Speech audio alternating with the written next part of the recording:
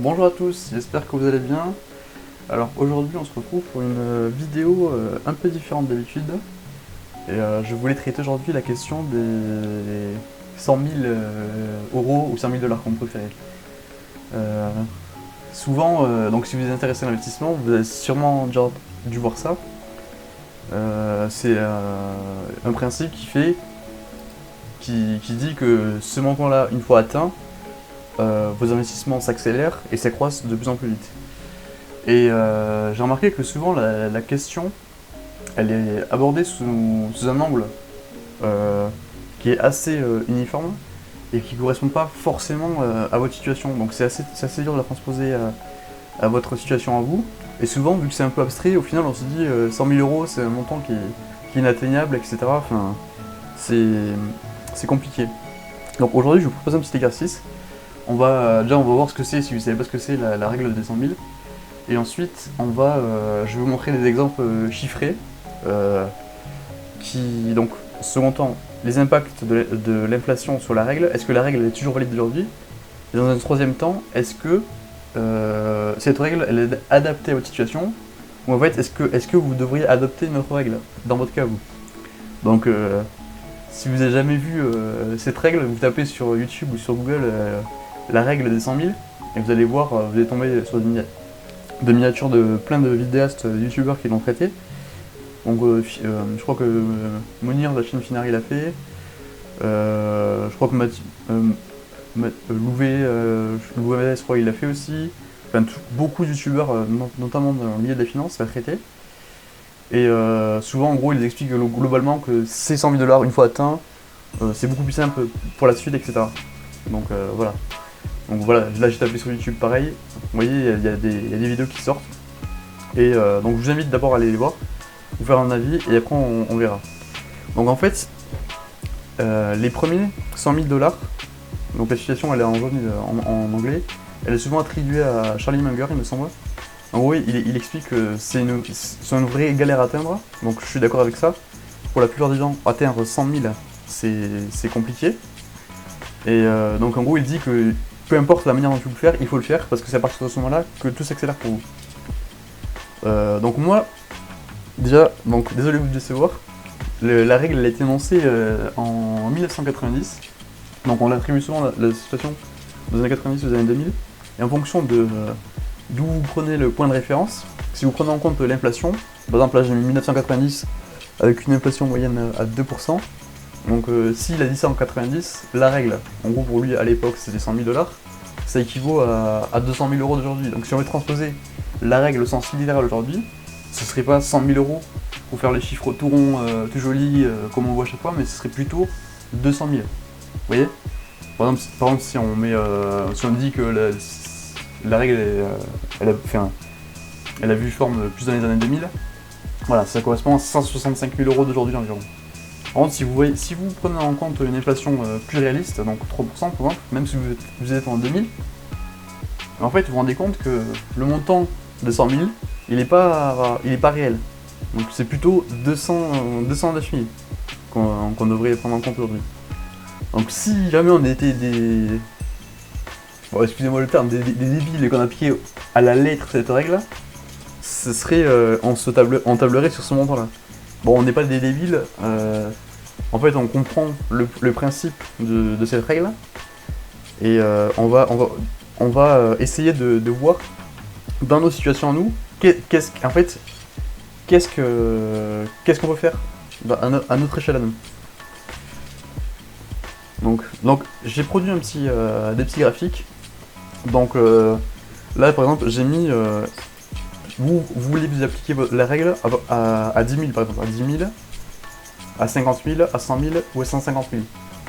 Par exemple, l'expérience de pensée est la suivante. Vous atteignez ce montant-là, et après, j'ai pris une durée de 10 ans, vous laissez courir les intérêts. Donc j'ai fait ça pour les 4 règles, donc si vous avez atteint 10 000 euros, au bout de 10 ans, vous avez quasiment doublé votre montant, un rendement annuel de 8%. Donc, ce qui fait que si vous n'injectez plus d'argent, au bout de ce temps-là, vos investissements vaudront ça. Voilà. Donc pareil pour la règle numéro 2, donc 50 000 euros au bout de 10 ans à 8%, ça fait 100 000 euros, 200 000 euros pour la règle 3, et pour la règle 4, donc 250 000, ça fait 300 000 euros, donc x2 à chaque fois. Et en fait, ce qui est vraiment important, pourquoi est-ce qu'on dit que ce montant-là, il est en fonction de la règle que vous prenez, il est important. Parce qu'en fait, il va arriver un moment, quand vous investissez, où les apports que vous allez faire dans vos investissements, ils vont être inférieurs aux intérêts générés par votre règle, en fait. Donc par exemple, si on prend la règle numéro 1, et qu'on prend l'année N+1, donc si vous avez mis 10 000 euros, au bout de la première année, vous avez généré à 8% 800 euros. La seconde année, 864, ainsi de suite. Donc au bout de la 10e année, vous avez accumulé ce montant-là que vous décidez de ne plus investir. Tous les ans, vous allez générer 1480 euros. Donc c'est pareil pour la règle 2, donc première année 4000 euros, et 10e année 7400. Donc ainsi de suite pour la règle 3 et la règle 4. Donc la première année pour la règle 3, vous allez avoir 1000 euros, et la règle 4, 12 000 euros. Et en fait, par rapport à votre salaire à vous, par exemple, admettons, j'ai pris une situation, donc là j'ai mis 1200, on va mettre plutôt, je sais pas, le SMIC par exemple, 1400, vous avez un taux d'épargne de 10%. Donc si vous arrivez tous les mois à investir 10% de votre salaire, sur l'année, vous allez pouvoir injecter dans vos investissements 1680 euros. Si vous investissez 100% de votre épargne, bien sûr. Donc pour vous, à quel moment est-ce que vos investissements vont dépasser votre montant annuel d'épargne? Mais en fait, si on prend 1400 euros à 10%, on voit 1680 épargnés à l'année. Ça veut dire que si vous êtes, par exemple, dans le cas de la règle numéro 1, même au bout de 10 ans, que vous avez mis 10 000 euros, vous allez toujours épargner plus que ce que vont rapporter vos investissements. Voilà. Donc par contre, si vous avez réussi à épargner 50 000 euros à ce salaire-là, dès la première année, en fait, vous allez être au-dessus de ce que vous pouvez épargner tous les ans. Donc, on va prendre un salaire médian, par exemple, 2000 euros. Vous avez un taux d'épargne à, je sais pas moi, 20%. Bon, la moyenne des Français, c'est 17%, je crois. 17%. Donc, tous les ans, vous allez épargner 4080 euros. Donc, si vous voulez que vos intérêts annuels générés surpassent vos injections, il va falloir épargner au minimum 50 000 euros. C'est-à-dire que si vous avez en dessous de 50 000 euros, les montants que vous allez injecter dans l'investissement vont être supérieurs à ce que va générer votre investissement. C'est pour ça qu'on dit que atteindre un montant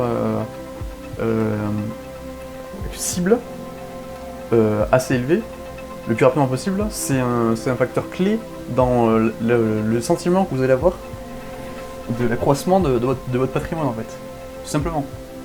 Donc, pour revenir à la question de base, déjà, pour moi, je pense qu'atteindre 100 000 euros pour les communs des mortels, c'est atteignable, mais ça demande des efforts. Et par contre, pour quelqu'un qui gagne, je sais pas moi, 4 000 ou 5 000 euros, bon, on parle d'une fraction de la population, ou je sais pas si vous êtes entrepreneur ou vous avez des hauts revenus, pour vous, ce montant-là, de 100 000 euros, il ne va pas être significatif. Pourquoi? Parce que si vous gagnez 5 000 euros, admettons, vous avez un taux d'épargne élevé, parce que vous avez un salaire élevé, vous n'allez pas tout dépenser, vous n'êtes pas des... Voilà. 15 000 euros, ça va vous faire. C'est-à-dire que si vous ne générez pas 15 000 euros de rendement via vos investissements, vous allez avoir l'impression de stagner, en fait.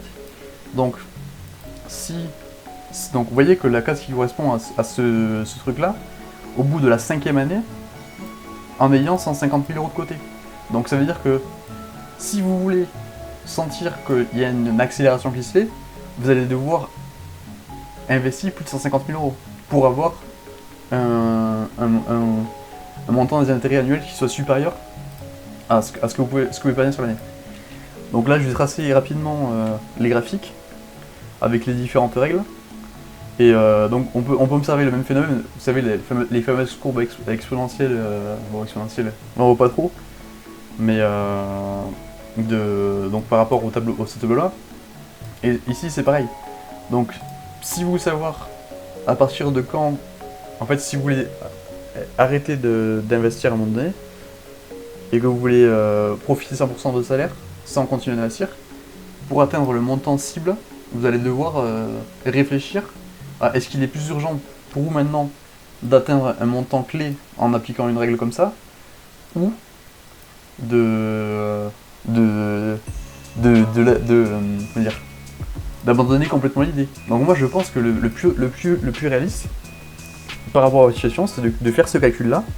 Je vous mettrai, si vous le demandez, je mettrai le fichier en téléchargement dans la description.